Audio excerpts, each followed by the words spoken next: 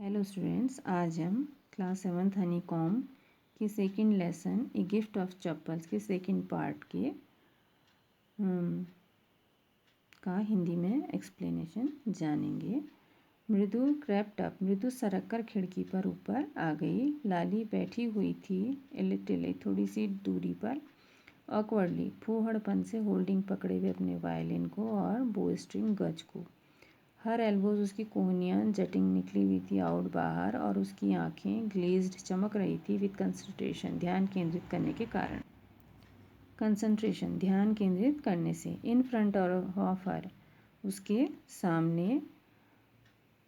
अपनी पीठ का मोस्ट, ज़्यादातर हिस्सा खिड़की की ओर किए हुए वॉज था बोनी फिगर, एक पतला दुबला आकार, आकृति ऑफ द म्यूजिक मास्टर, संगीत अध्यापक की।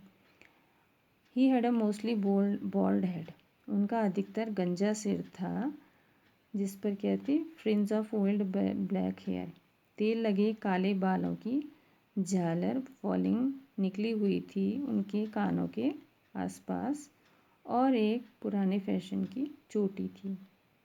अ गोल्ड चेन, एक सुनहरी चेन ग्लीम्ड चमक रही थी अराउंड, चारों ओर उनकी चमड़े की तरह सख्त गर्दन के।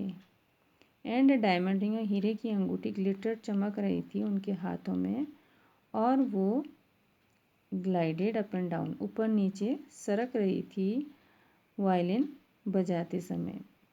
एक बड़ा पैर स्टक आउट, बाहर निकला हुआ था फ्रॉम से, बीनीथ नीचे उनकी सुनहरी बॉर्डर की वेष्टी, तमिल में धोती को वेष्टी बोलते हैं, के एज किनारों से, और वह बीटिंग यानी ताल दे रहे थे फर्श पर अपने लंबे बड़े अंगूठे के साथ। उन्होंने कुछ सुर बजाए। लाली स्टम्बल, लड़खड़ाती चली बिहाइंड, पीछे ही उनके अपने वायलिन पर, जो कि दिखता था बिल्कुल असहाय और दुखी उसके हाथों में। कितना अंतर था, व्हाट ए डिफरेंस, कितना अंतर था। संगीत अध्यापक के सुर सीम्ड दिखते थे फ्लोट अप, तैरते हुए, एंड सेटल परफेक्टली, और बैठते हुए परफेक्टली, पूरी तरह से एक अदृश्य रास्ते पर, ऑफ द मेलोडी, सुरों के रास्ते पर, अदृश्य रास्ते पर पूरी तरह से बैठते हुए दिखते थे।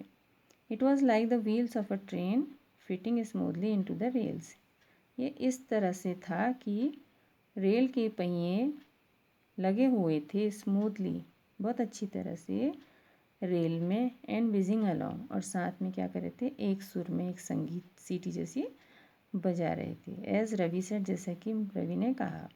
मृदु स्टेयर्ड, मृदु ध्यान से देखने लगी उस बड़े बड़े अंगूठी के साथ हाथों को, मूविंग, चलते हुए एफर्टलेसली, बिना प्रयास के, अब द वायलिन्स स्टेम, वायलिन पर चलते हुए, बजाते हुए, मेकिंग लवली म्यूजिक, एक मधुर संगीत निकालते हुए, मेकिंग करते हुए। स्क्वैग, देयर वॉज लाली डिरेलिंग अगेन, स्क्वैग, लाली अगेन, फिर से डिरेलिंग, पटरी से उतरकर भटक रही थी। अम्मा came wail from the gate, अम्मा ओ, अम्मा, गेट से एक आवाज़ आई, अम्मा अम्मा।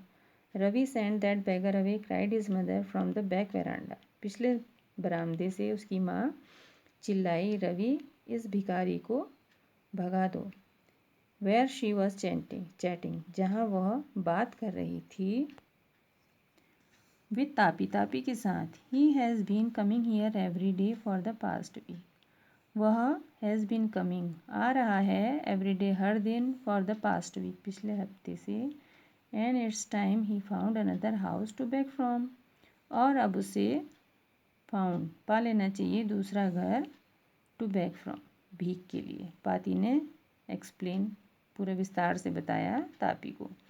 मृदु and Meena followed Ravi out, Mridu और मीना रवि के पीछे पीछे बाहर आए। The beggar was already in the garden, भिखारी पहले से ही बगीचे में था। Making himself quite at home, making करते हुए अपने आप को बिल्कुल घर की तरह समझते हुए अपने को बगीचे में था। ही हैड स्प्रेड, उसने स्प्रेड फैलाया अपना ऊपरी कपड़ा, अंडर नीचे नीम के पेड़ के, and was leaning against it's trunk, trunk कहते हैं पेड़ के तने को, तो उसके तने के विपरीत वो टेक लगाने वाला था। Apparently prepared to take a little snooze, apparently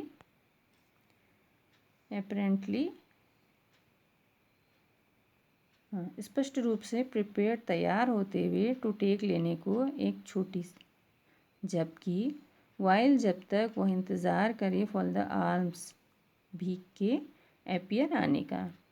go away, जाओ, सेड रवि स्टर्नली, रवि ने कठोरता से कहा।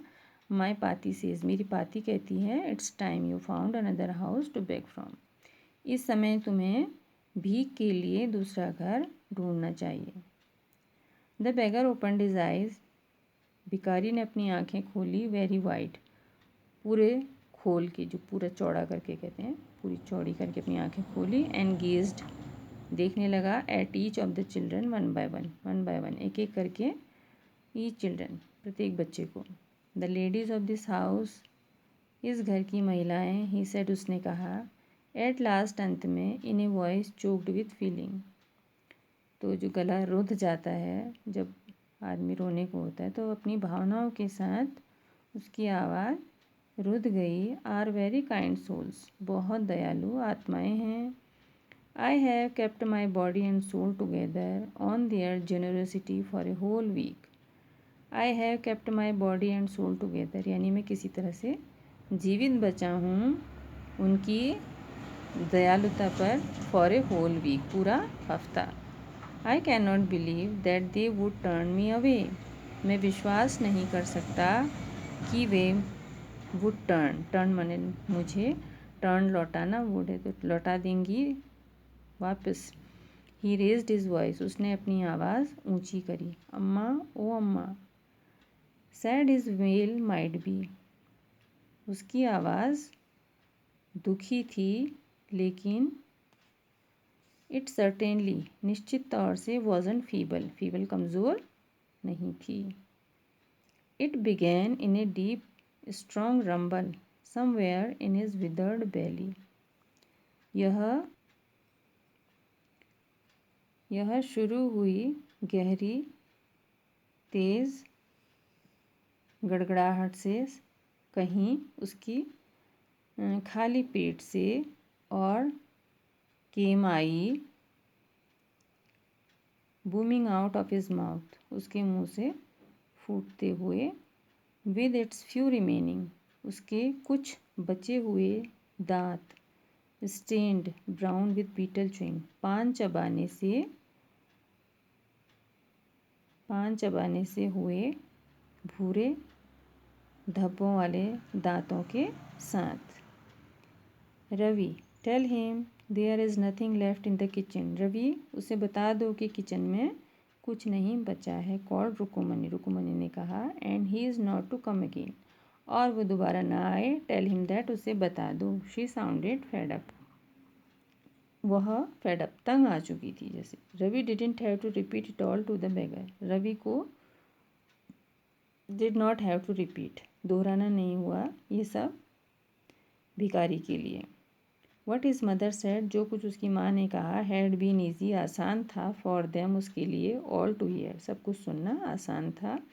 देयर अंडर द ट्री, वहाँ नीम के पेड़ के नीचे। The beggar sat up and sighed, भिखारी बैठ गया और उसने लंबी सांस ली।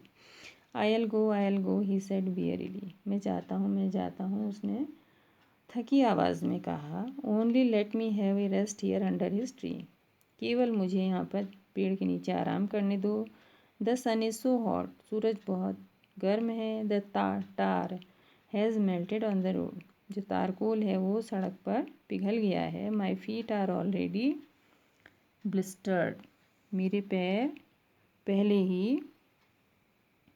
पैरों में पहले ही फफूले हो चुके हैं। तो यहाँ तक ही पढ़ा आज हम ब्लिस्टर तक, और अगले वीडियो में हम आगे को पढ़ेंगे।